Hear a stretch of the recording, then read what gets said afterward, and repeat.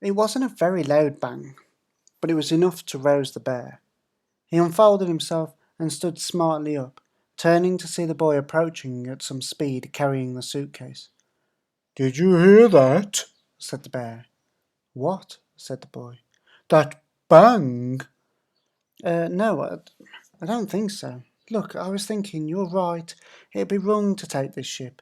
Maybe if there was a lifeboat on board somewhere, then we could borrow that, and it'd be quite cosy, more like the Harriet, and you might feel better about it. No, there's nothing.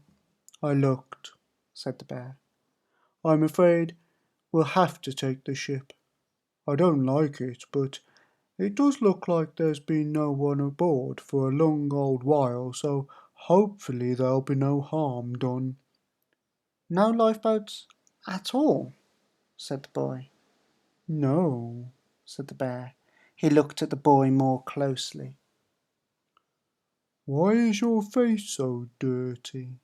He said. Is it? Said the boy. Yes, really black. Oh, that's odd, said the boy, licking a hand and rubbing at his cheek. Looks like soot, Said the bear. Hmm, said the boy. are you sure you didn't hear a bang earlier? Thunder, maybe? No, not thunder. I know thunder when I hear it. The bear stared hard at the boy now, assessing the evidence in his dirty face, his fidgeting manner, his restless expression. What have you done? Nothing, said the boy, looking anywhere except into the bear's eyes. Really? Said the bear. Well, said the boy, I just thought I'd make you some tea. Oh? Said the bear. Because I thought it might cheer you up. Hmm? So I tried to light your stove. Oh dear, Said the bear. It's a bit tricky, that stove, isn't it? Said the boy, adjusting his stance as the deck sloped to one side beneath his feet. yes, it takes a bit of getting used to, Said the bear. Somewhere above them there was a loud kerfuffle of flapping wings which turned into a steady fading flap.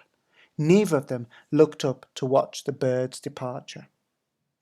And did the explosion make a very big hole in the ship? Said the bear. Quite big, yes, said the boy. Sorry. I wondered why my feet were getting wet, Said the bear. The sea, having very poor table manners, swallowed down the mermaid with rude haste. The hole in the hull that the boy's accident with the stove had made quickly widened as water surged into it, tearing free great chunks of wood. The vessel filled with water and plummeted down. The bear managed to hang on to the suitcase as they abandoned ship, but the sacks of food, heavy to begin with, quickly became saturated, tugged themselves free of the bear's grip and sank down. One half-full jar of marmalade bobbed back up to the surface, but the rest of the food followed the mermaid down into the deep, dark depths. The sinking hulk sucked at the sea above it, and a downward tide pulled hard at the boy's legs. The bear threw a thick, furry arm around him and held him up as the churning water slapped insolently at their faces.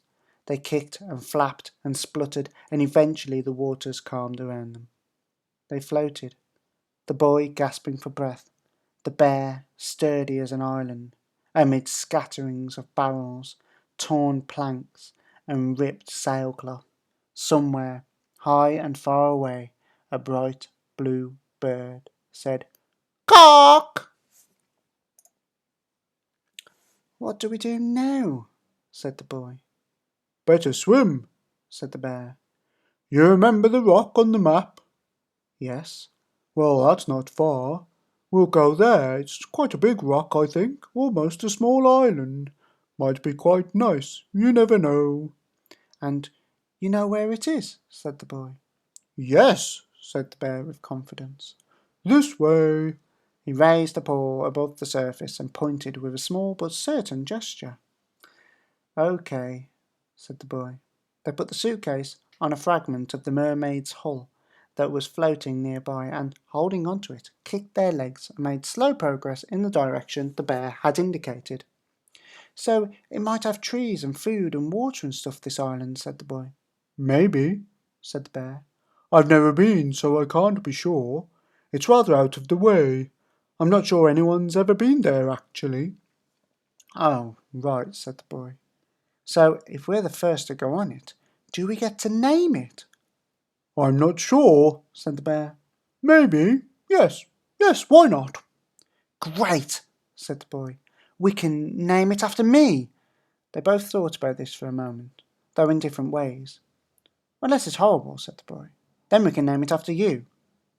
Thanks, said the bear. You're welcome, said the boy. They kicked on. They didn't say much more, as the boy was soon too exhausted to speak. After a while, the bear suggested the boy should climb onto his back and rest a while, so he did.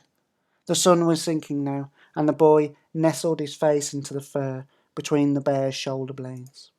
His wet shirt was beginning to dry a little in the still warm sun, and there was more heat rising into him from the bear.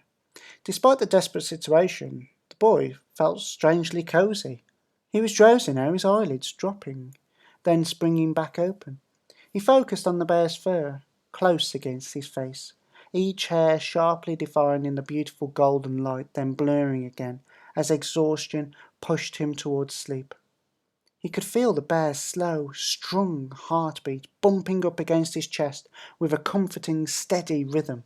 He could hear that the bear was humming a tune. He tried to make it out, but it was too quiet. It could have been anything. He closed his eyes to concentrate better, and the darkness hugged him to sleep. Dry land. When the boy awoke, the first thing he saw was the bear's knees. At first he thought they were still on the Harriet, but then he recognised that the surface beneath him was stone rather than wood, and remembered with a pang of guilt that the Harriet was lost. But at least the bear had got them to the island, it seemed. He felt stiff as he pushed himself part way upright, as if the hardness of the rock had somehow seeped into him, and his eyes and head were fuzzy and half asleep. Hello, bear, he said, blearily rubbing at his eyes and trying to focus. Oh, hello, boy, said the bear. He was sitting on his suitcase with his back to the sea, looking down at the captain's hat in his paws. Now he put it back on his head, blinked, and regarded the boy.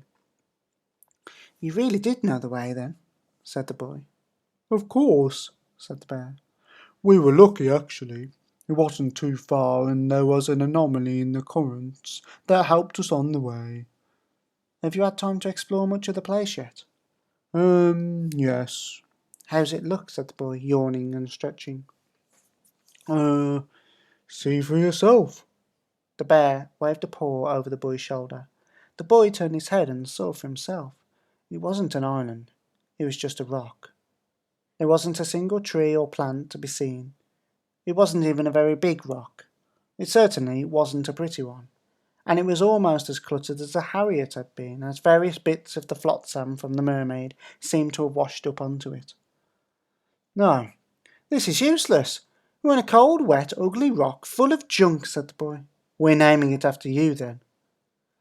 The sea's over there if you'd prefer it, said the bear, pointing.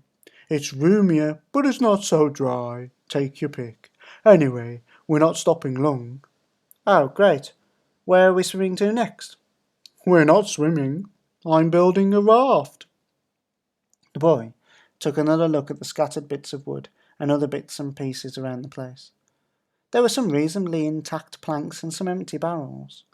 There was also a section of mast with some rigging attached, so they had some rope to work with at least. And there was more such debris floating in the waters around the rock. If they swam out a little, they could gather in some more material for the raft. He was about to suggest this to the bear when he noticed how wet his fur was. The bear had been busy while the boy had been asleep. Not much of the wood had drifted onto the rock unaided. That's a good idea, said the boy quietly. Can I help? Yes, said the bear, but I'm tying all the knots. They worked quietly but happily together. The boy was hungry and still tired despite his sleep, but he helped where he could. Much of the wood was too heavy for him to carry, but he could roll the barrels along, and sometimes he was able to hold things in place while the bear lashed them together. He did as he was told and made himself useful, and the raft slowly began to take shape. At lunchtime they stopped and ate the marmalade, the boy working every last scrap of it out of the jar with a finger. Afterwards he was sleepy again. Have a nap, said the bear, Spotting a yawn that the boy had tried to hide.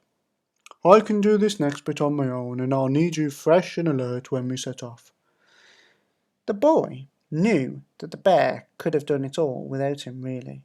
He wanted to insist on helping, but from his sitting position it was far easier to lie down, just for a moment, than it was to stand up.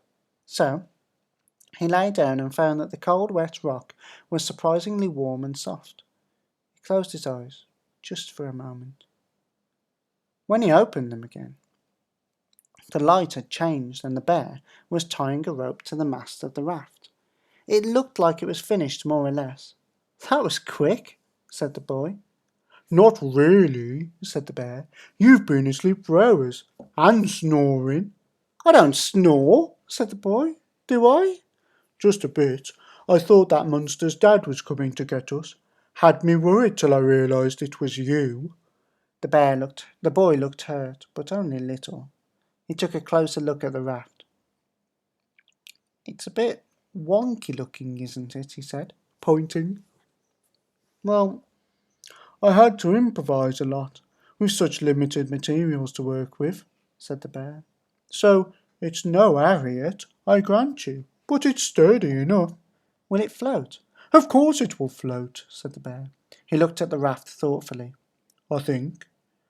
Well, can't we shove it in the water and find out? Said the boy. No, not just yet. The tide's gone out. We'll have to wait for it to come back in. Oh, said the boy, and looked away from the raft to the sea. Oh, said the boy again. The tide had indeed gone out. It had gone out rather a lot. The water level had fallen by a good 20 metres. The island they were on, it turned out, was a tall column of rock, the sides of which dropped straight down to the sea. The boy looked cautiously over the edge to the distant waves and felt rather dizzy. He stepped back and sat down. That's not normal, is it? He said. It's a bit unusual, admitted the bear. It's probably down to unforeseeable anomalies in the currents, said the boy. That's right, said the bear. How did you know that? Lucky guess, said the boy.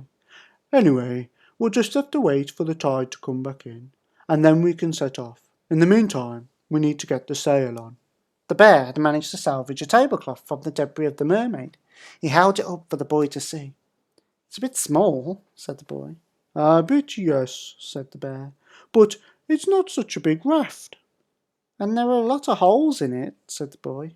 Well, if you've got a sewing kit with you, then feel free to fix them, said the bear a little testily, but otherwise it will have to do. It'll be fine, you'll see. He tied it onto the crossbar at the top of the mast. Then he tied the bottom corners to the base of the raft. He stood back with the boy and looked at the end result. Well, said the bear, it's not pretty, but I reckon it'll go well enough. The boy could only agree. It really wasn't at all pretty. It was ragged and scruffy and just plain funny looking. But it was also oddly impressive. It looked strong and safe, as if it would survive weeks at sea, with no trouble at all. The boy wasn't entirely sure it would float, but he was certainly confident that it wouldn't fall apart. It was magnificent, in its way. Actually, he said, that's pretty amazing. The bear didn't say anything. He was about to smile, but a sudden gust of wind stopped him. Oh, he said. We'd better, but it was too late. The raft's sail billowed up, and the raft sailed off the island and dropped out of sight. The boy and the bear ran the short distance to the edge of the rock and gazed down, to watch in horror as the raft, after an elegant mid-air somersault, hit the water, rocked briefly from side to side, and then sailed off at considerable speed. It shrank away into the distance. The boy and the bear watched it go. "Well," said the boy, "you were right about that sail.